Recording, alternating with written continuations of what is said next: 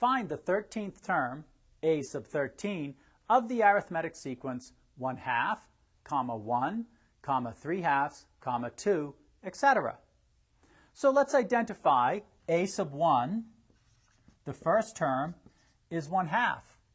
The common difference d also happens to be 1/2 because, of course, 3/2 minus 1 is 1/2, or 1 minus 1/2 is 1/2. And n is 13 because we're looking for the 13th term. And now the formula we have is a sub n is equal to the first term, a sub 1, plus n minus 1 times the common difference, d. We want a sub 13, the 13th term.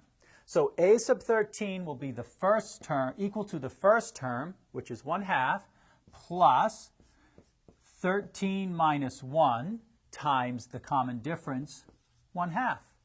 So now a sub 13 will be equal to 1/2 plus 13 minus 1 is 12, 12 times 1/2.